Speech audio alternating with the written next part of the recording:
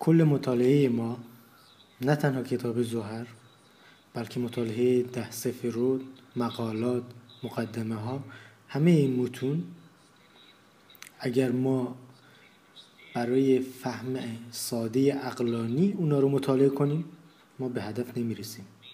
یعنی همونطوری که بالاسولام گفته،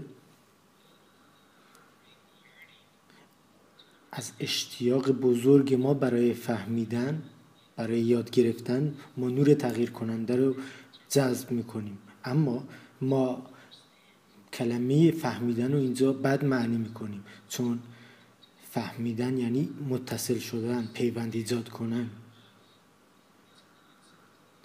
مفهومی که از کلمه زیووگ میاد، یعنی اتصال. اگر یک شخص بخواد که این اتصال رو ایجاد کنه با دنیای بالاتر، تا وارد دنیای بالاتر بشه، تا در دنیای بالاتر زندگی کنه، که اونو تجربه کنه، آشکارش کنه، حسش کنه، این تنها میتونه بر اساس قانون برابری در فرم رخ بده. یعنی اگر شخص همون کیفیت‌هایی رو داشته باشه که در دنیای روحانی وجود داره. به همین دلیل هستش که تا وقتی که ما طبیعتمون رو تغییر ندیم نمیتونیم دنیای بالاتر رو حس کنیم. پس این پروسه، اون دارو، اون درمانی که ما باید از درونش عبور کنیم تا طبیعتمون رو تغییر بدیم چیه؟ دانش کبالا در مورد اون به ما میگه وقتی ما در این دنیا هستیم ما حتی یک کلمه رو نمیفهمیم که داره در مورد چی حرف میزنه.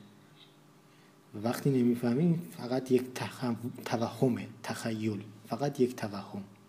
پس ما کبالا رو برای چی مطالعه میکنیم؟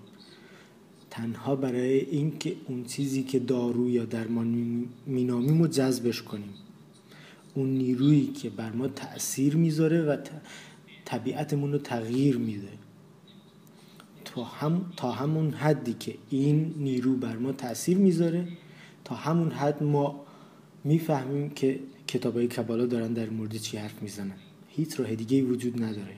پس اونهایی که تنها برای فهم ساده عقلانی این کتابا رو مطالعه میکنن، اون افرادی میشن که کبالا بد نامگذاری میکنه. چون بد افرادی هستند که فکر میکنن در داخل نور هستن ولی در درون تاریکی هستن. یعنی اونا فکر میکنن، میدونن که داخل این کتابا چی نوشته شده و در موردش فلسفه بافی میکنن، اما واقعا حس نمیکنن که پشت این حرفا چی هستش. و برعکسش اینه، اون افرادی که طبیعت درونیشون رو تغییر میدن و با استفاده از اون وارد دنیای بالاتر میشن، به اونا میگن بچه های نسل بعد. به همین دلیل ما باید محتاط باشیم وقتی که دانش کبالا رو مطالعه میکنیم، تا اینکه مطالعه ما برای تغییر طبیعت درونیمون، تغییر خواستمون، تغییر درونمون باشه. این مطالعه برای رسیدن به یک حس جدید باید باشه تا وارد دنیای بالاتر بشیم و اونو حس کنیم، نه اینکه فقط یاد بگیریم چیزهای عقلانی رو.